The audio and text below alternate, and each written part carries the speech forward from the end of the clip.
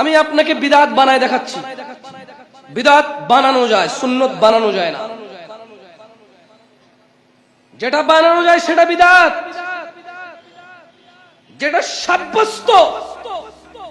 ওয়ামা ইয়ানতিকু আনিল হাওয়া ইন হুয়া ইল্লা ওয়াহয়ু ইউহা। তিনি সাল্লাল্লাহু আলাইহি সাল্লাম প্রবৃত্তির শিকার হয় না, মন গড়া কথা বলে না। ইন হুয়া ইল্লা ওয়াহয়ু ইউহা, যখন ওহী আসে তখন তিনি বলে। এজন্য সুন্নত বানানো যায় না।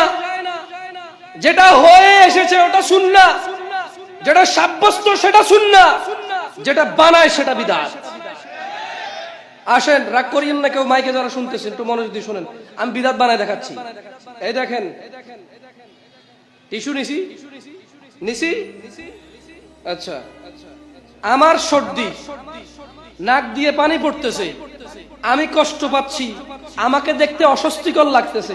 সাব্বির ভাই কি করলো? সাব্বির ভাই জ্যাব থেকে টিস্যু দেন। আপনি দেন জ্যাবে ঢুকান আগে, ধরেন আপনার জ্যাবে আছে, দেন, এবার আমার দেন। সাব্বির ভাই জ্যাব থেকে টিস্যু বের করে দিল। কেন? উনি দেখলো যে জামশেদ ভাই ওয়াজ মাহফিল করে, মানুষজন সম্মান করে, নাক দিয়ে পানিগুলা পড়তেছে বেচারার, কেমন দেখতে বিশ্রী খারাপ দেখা যাচ্ছে, অসুন্দর লাগতেছে, এতে ওনার প্রেস্টিজ নষ্ট হচ্ছে। এটা কথার কথা। সাব্বির ভাই একজন মুসলমান দ্বীনী ভাই হিসেবে ভাইয়ের সম্মান রক্ষার্থে কি দিছে? এবার আমি মুসলিম, এই যে উনি আমার উপকার করলো, সাদাকা হিসেবে এটা নাকি পাবে কিনা?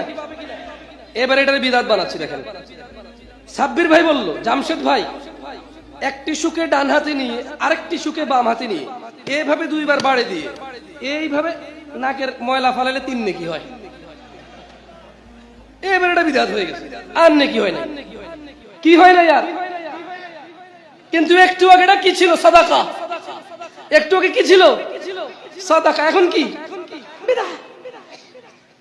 কেন বিদআত হয়েছে কে বলতে পারেন? কেন? উনি নেকি সাব্যস্ত করছে। এখানে নেকি সাব্যস্ত, কিন্তু এখানে বিদআত না। উনি যদি আমাকে টিস্যু দিয়ে উপকার করেন, নেকি হবে না? এখানে তাহলে পদ্ধতিটা হচ্ছে বিদআত। উনি একটা পদ্ধতি আবিষ্কার করেছে। আচ্ছা, ওকে, সাব্বির ভাই বলল এইভাবে 1 মিনিট যাবে হাত রাখিয়া। কি হাসতেছেন কেন আপনারা? এইভাবে 1 মিনিট যাবে হাত রাখিয়া, তারপর উহা বাম হাতে নিয়ে ডান হাতে এইভাবে ধরিয়া 1 মিনিট অপেক্ষা করিয়া যদি নাক মোছন করা হয় 10 নেকি হয়।